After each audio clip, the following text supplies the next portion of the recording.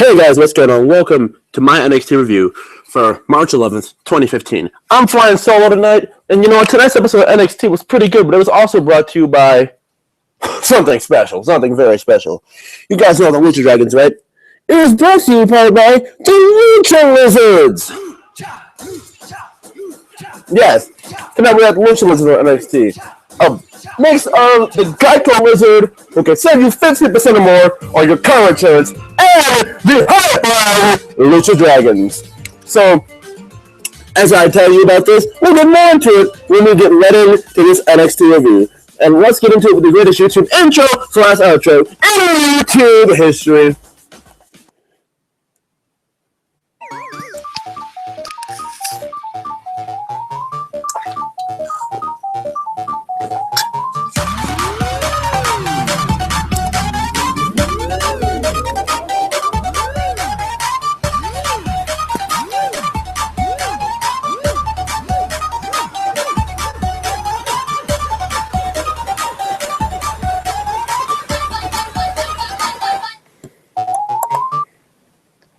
Alright guys, NXT. This is one of those shows that really didn't have much backstage promo time, as much as it really had wrestling time. Like, they just banged through this show like that. Everything was wrestling. We had one little promo and promoted one match tonight. And tonight, pretty good show. I thoroughly enjoyed it. We got progression within members of the roster. We got a bit of storyline progression between Alex Riley and Kevin Owens. I almost called him Steen. We have the Geico Wizards. And we have Enzo Big Cass. And we have Tyler Breeze and Hideo Itami. But let's start off at the top. The Lucha Dragons versus Enzo Amore and Colin Cassidy. Now, see, Enzo Amore and Colin Cassidy, if you haven't noticed, are getting pushed for their tag straps. Yeah, I'd like to hit her with a strap. Joke, coming out of nowhere. That was just uncalled for. Okay, so the Lucha Dragons, Enzo Amore and Big Cass, are gonna fight tonight. And the Lucha Dragons come out first. No, they don't come out first. Enzo and Cass come out first. And Enzo and Cass, you know, as I usually say, bada bing, bada boom, realest guys in the room, how you doing? Lucha Dragons do their entrance, get all flippity-floppity in the middle of the ring. Enzo, for this match, though, goes on to say, Lucha Dragons, they're more like lizards. They're more like the Geico lizards. 15% or more can save you 50% or more can save you 50% on car insurance. I don't know. It's something like that. You guys know what it means. But Enzo goes on to say, basically, you know what? We don't have time to deal with lizards. And you know what? Cass goes on to say, yeah, we don't deal with lizards, and tonight we'll squash the lizards, basically. Anybody who gets in our way from here on out after that, there's one word to describe it, and I'm going to spell it out for you. SAWFT. Soft. And,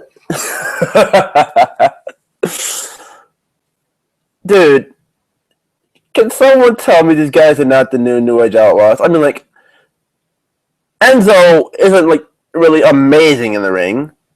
And Cass is your standard big guy. He does standard big guy moves, and he fits the mold of your standard 7-foot tall guy. All you got to do is sidewalk slams and big boots, and you're good. Sidewalk slams, big boots, body slams, and you're good. And Enzo, he's just, you know, the scrappy fighter, you know, comedian-type wrestler. But Enzo's comedy is good. Like, Enzo's comedy is actually good. This is why I see these guys as the New Age Outlaws. And the New Age Outlaws, in the era of their wrestling, never really had to put on spectacular matches. They just did their shtick, went out there, had the crowd behind them the entire match, and if they won, the crowd was pleased. Like, that's really how it was. But, anyways, after this, not after this, Enzo and Cass do go on to win this match.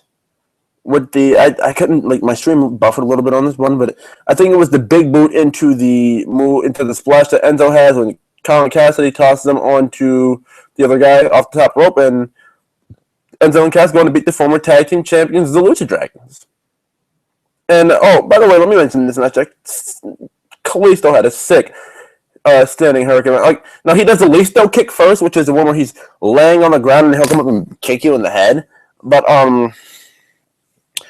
he goes ahead and hit that first, and then a sick Enzo was barely on his knees, and then he goes around and hits a full hurricane rana, a full type hurricane rana. And excuse my phone for being completely loud. I have to put this on vibrate. But he goes around and hits a full hurricane rana on him, and it looked completely beautiful. I mean, completely beautiful. But the Lucha Dragon's going to lose this match, and this could lead up to all the signs of the Lucha Dragons being on the main roster after WrestleMania, basically in 2 to 3 weeks. The Lucha Dragons, Adrian, Neville, and Charlotte, basically, because Sasha Banks is not losing that title. Hasn't looked like Sasha Banks is going to be anywhere near losing that title, and we're looking like we're going to be in good shape. So, with that being said, let's jump into our next match, which I believe was Carmella, who they played off in the story as basically because she wasn't out there with Enzo and Cass in the first match. So they basically played off Carmella as a distraction, and Enzo and Cass didn't want to out there because Enzo didn't want to get distracted and try and show off. Enzo wanted to be completely serious and take that serious. So Carmella came out for her own match next against the Sparkle Queen. I said clean. The Sparkle Queen, Alexa. My gosh, she dates me. Bliss. And Alexa, she got more offense than just the little inverted Canadian Destroyer type flip. As Rich Brennan calls it, a sunset bomb. She got more than that in her bridging sit-up out of a pin up in the top. She got more than 2 moves, and that was actually great. I mean, Alexa in this match, her finisher that she used, I think she calls it the Bliss Bomb or something like that. I don't really remember. But it's it starts out like a swanton, and then she twists her body in midair and then lands on you in the other direction. She starts one way.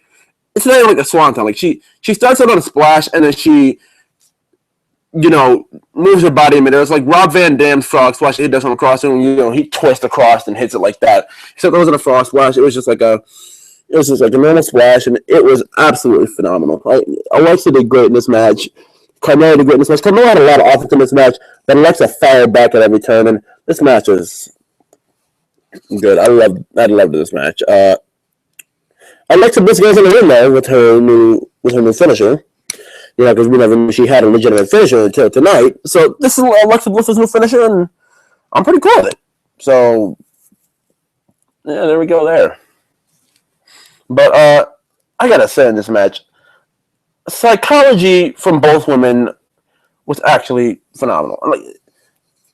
What do you call it? The more how do you explain this? The more Carmella was basically pinning Alexa, kicked that at 1, took another impact move, 1, 2, kicked that at 2, and then there was near fall after near fall, and then Carmella did the normal thing where she'll sit on the ropes, check her nails. How you doing? And I hate to sound any sort of weird about that, but I had to do the impression because she is just absolutely great. And the thing about Carmella, she works, and I think people are finally starting to realize this. She works as a heel, but she's with the most over face stable there is. Now, see, I found no problem with this. But if I were NXT and I wanted to cash in correctly on this, what I would do, just put it out there, what I would do is have Carmella in the next couple of matches that she works. I know she's not going to really get to work many matches because, roster rotation, but I honestly feel like she doesn't get featured enough in the ring. I mean, other than this, when was the last time we seen Carmella? The week before TakeOver against Emma, which was about 4 or 5 weeks ago. I mean, I even feel like sometimes we don't see Enzo and Cass enough, but you know what? They're finally getting pushed, so we're going to see them prominently featured more. But if you do have Carmella work some more matches coming up soon, before the tag title match, if they're going to hold it out until the next TakeOver, what you do is have Carmella work, more faces.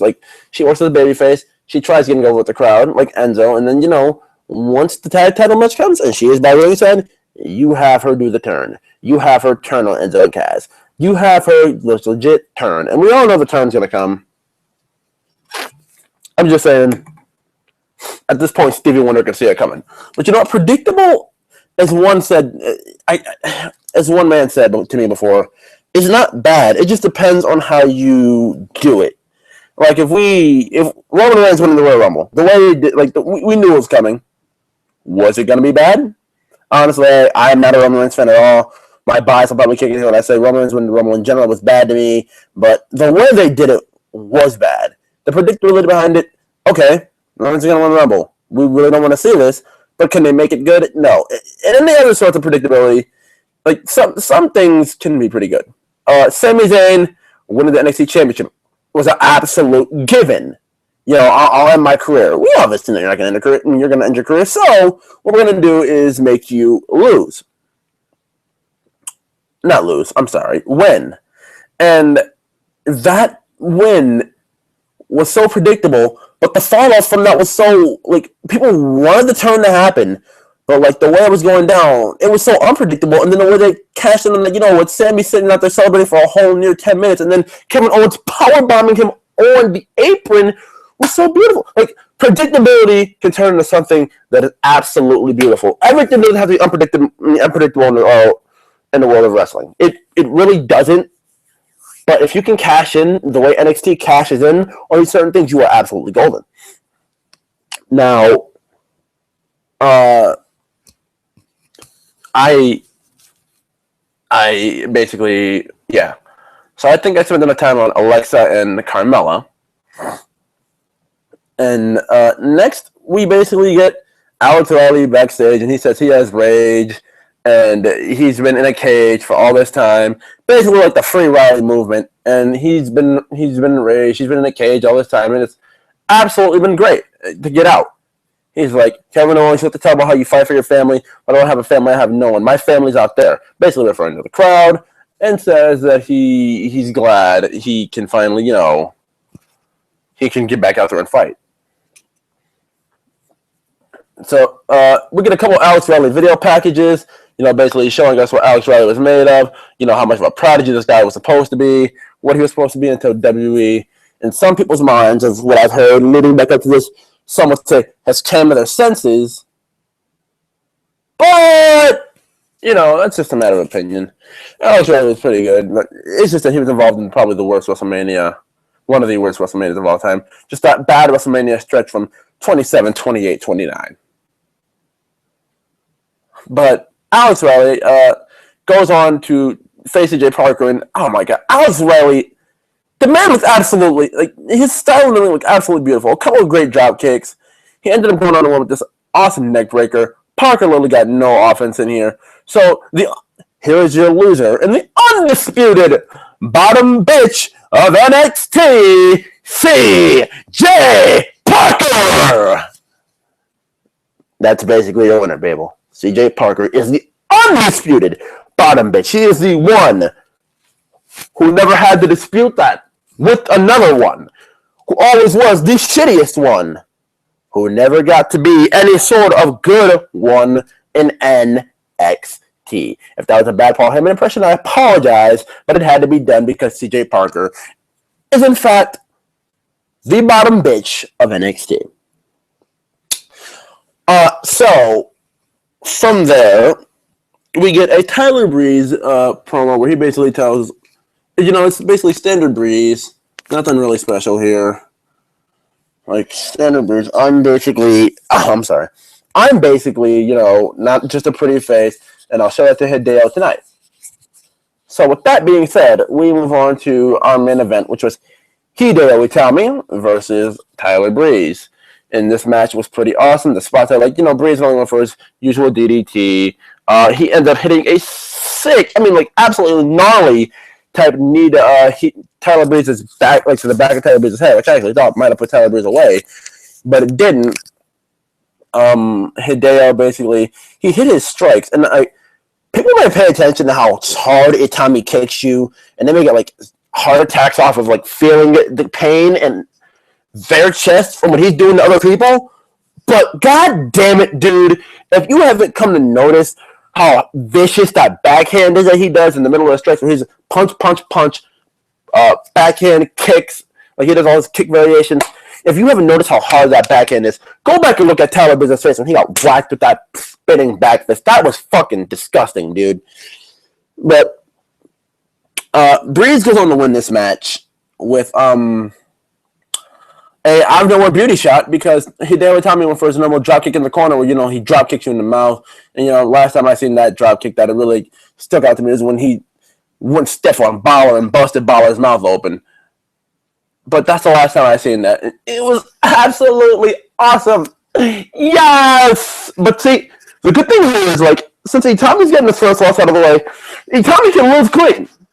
And it won't affect him because of the matches that he's had and the wins that he's had, and if he continues to go on the pace that he's on, this man will be a major star in the next team. And he lost clean to Tyler Breeze tonight. He went for the drop kick, missed it, got up, and got beauty shotted. There was no shenanigan whatsoever about it. Tyler Breeze went on to go over Hideo Itami clean. So this just makes me wonder, where do we go from here? Who wins where? And is the feud over? Are they finally done? The score is, I think, 3-1 Itami at this point. 2-1 Itami. 1-2. 1-2. I think it's 2-1 Itami. So technically, Itami still wins, but Breeze has this one over him. So I hope Tyler Breeze is happy, and I hope he can move on from this, and I hope Itami can go on to better things, and I hope Breeze can, go on to find himself somewhere, or, just get called to the main roster and probably become a failure. But Tyler Breeze, either way, goes and win this match. Another great spot from Breeze, and it was that beautiful, beautiful super metal kick that he does. Absolutely Shawn Michaels-esque. Not Shawn Michaels-esque, but I want to say beautiful. The only people I legit think have Shawn Michaels-esque super kicks these days, the Young Bucks. Super kick, if you can't see the full pose here, Young Bucking it up. Rob Van Dam. No, I'm kidding. Him and the Bucks have issues, though. But that was NXT. They just bammed that episode out. I thoroughly enjoyed it. I want to know if you guys did. Remember to like, subscribe, and comment on this episode. Maybe one day you can get a selfie stick, and then you can go Jason Albert and then ask him the same question Corey Graves did. How long does a selfie stick have to be to fit your big-ass head in this shot? That's a new question. It's not how many mixes it take to get to the center of a Tootsie Pop. It's how long does a selfie stick does it take to fit Jason Albert's head in the shot? So, you know what? We'll find that out next time. Thank you guys for watching my NXT review. When the camera goes off, the music plays. But now tonight, when the music plays, the camera will go off. So, thank you guys for watching. I appreciate it. Remember to leave a like, comment, subscribe. I will be doing the Raw review solo on Monday as well. Thank you guys for watching. See ya!